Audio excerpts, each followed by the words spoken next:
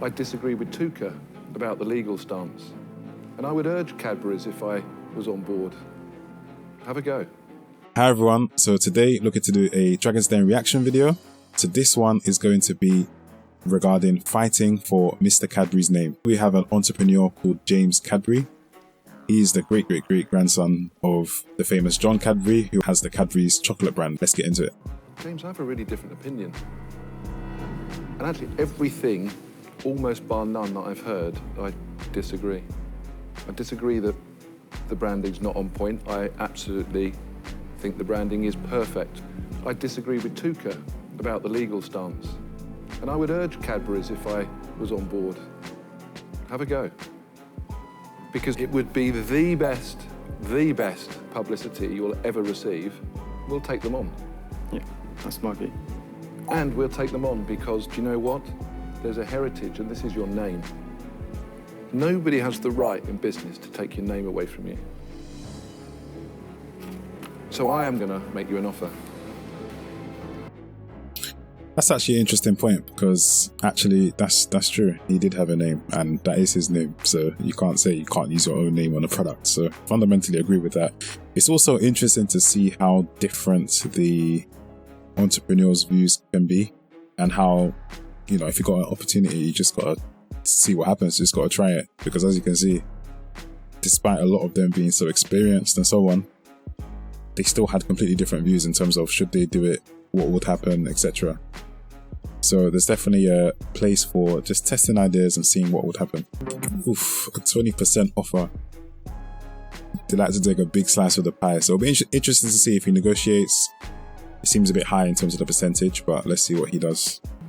It's interesting that Tej Lavani was the one that actually came up with the point regarding the name, but he didn't actually go out, and it caused quite a few of the others to go out. So I wonder, that's an interesting one. So because like Deborah Meaden came up with a point, and then she backed out, but Tejlani came up with a point, and it's as if he took out the other dragons with that point, stayed in, and then it's just him and Peter Jones left. So interesting. I don't know if that's strategic or what, but interesting to see that play out.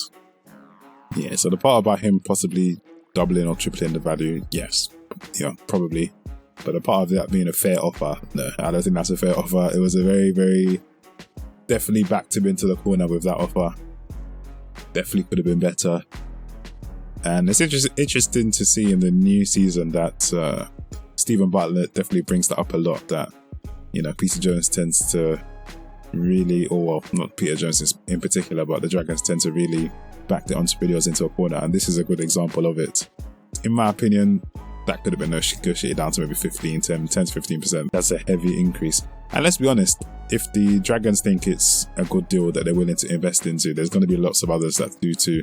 A great idea is a great idea, you know, regardless. Tej, I take your offer. Excellent. Well done. Thank you. Thank you very much. Well done. Thanks very Well much. done. Rich. Well done, James. You went for Tej. Interesting. I like that. It's, you know, that's the reality. I think, you know, if it's a good idea, it's a good idea. So yes, you know, with the right people that can help, but that doesn't mean that you give away so much of the company. And especially if the person is not willing to negotiate, then you can do one. So good on him for staying strong in that respect. Cheers, thank you. A last-minute 5% buyback option from Tej Lalvani proved to be just the sweetener needed. So looking at it, James Cadbury, Love Cocoa, has gone on to raise 4.25 million in a round led by Richard Koch. So Love Cocoa, the UK-based chocolate company founded by James Cadbury, has raised 4.25 million from investor and best-selling author Richard Koch. The company will use the funding to open several new retail stores in London, increase distribution of its plant-based hip chocolate brand, and hire a new finance director and head of marketing. Love Cocoa and Hip are now said to have a combined retail value of more than 10 million, worth over 300% growth. So fantastic, what a fantastic story. So yeah, so he's gone on to, and that was in episode that aired in 2016, and now that's 2023, as of Jan 2023. So his business has gone on from strength to strength. So that's fantastic news, and it's a great story, really. So good on him. Hope he continues to do well. So well done, James Cadbury.